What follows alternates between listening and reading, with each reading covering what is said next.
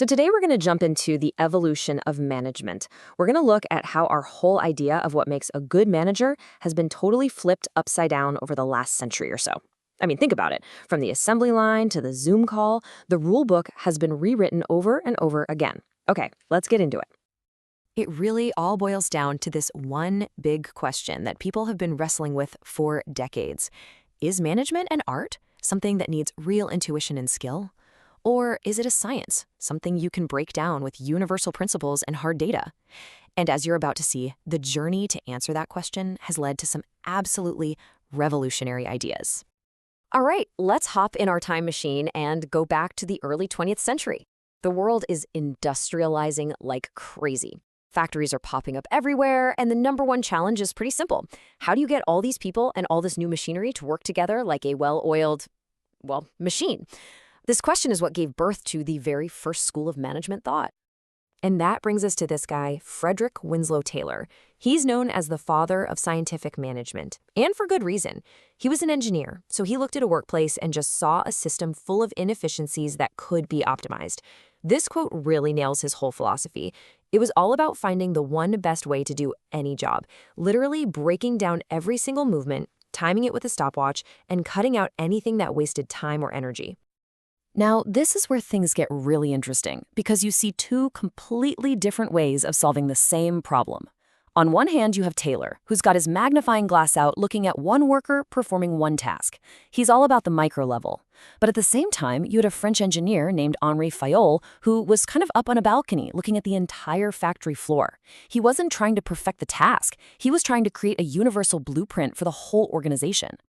So Fayol came up with these 14 universal principles of management. And you know what? A lot of them are still totally baked into how we work today. Take unity of command, the idea that you should only report to one boss to avoid getting confusing signals. We've all been there, right? Or esprit de corps, which is just a fancy way of saying team spirit. For Fayol, it was all about creating order, clarity, and a rock-solid structure. So for a while there, it really looked like this management as a machine model had it all figured out. But then a series of experiments came along that threw in a massive plot twist.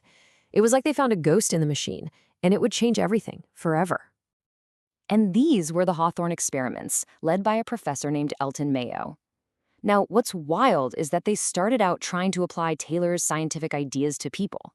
They went into this factory in Hawthorne, Illinois, thinking they were just going to figure out which physical conditions made workers most productive, but it ended up being a true milestone.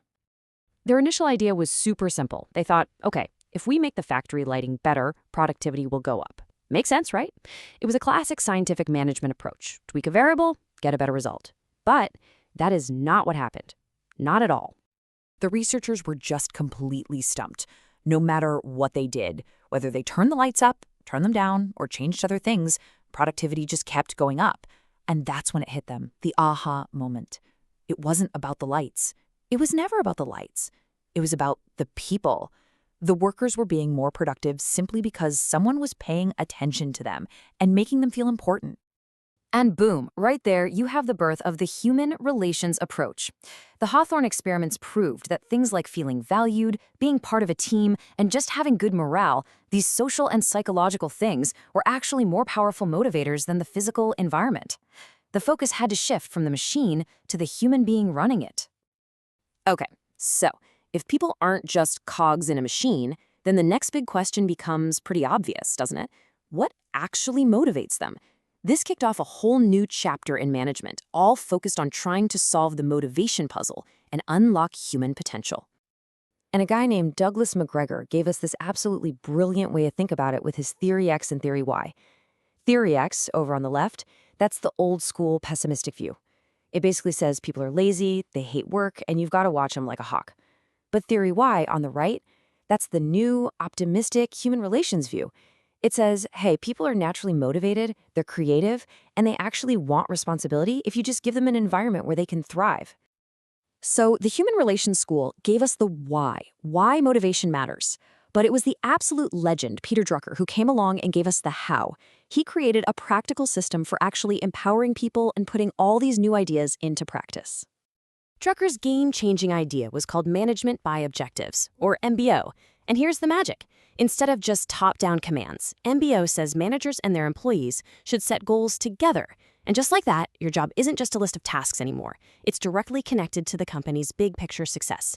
It's about giving everyone a real sense of purpose and a stake in the outcome. And the process itself is just beautiful in its logic. You can see it right here. It all starts at the top, defining the big company goals. Then, you break those down into specific objectives for each person. You keep an eye on how things are going, you evaluate the results, and you give feedback. It creates this awesome, powerful cycle of alignment, accountability, and real achievement. So, what a journey, right? We've gone from machines to people to purpose. But how does all this stuff fit together for a manager today?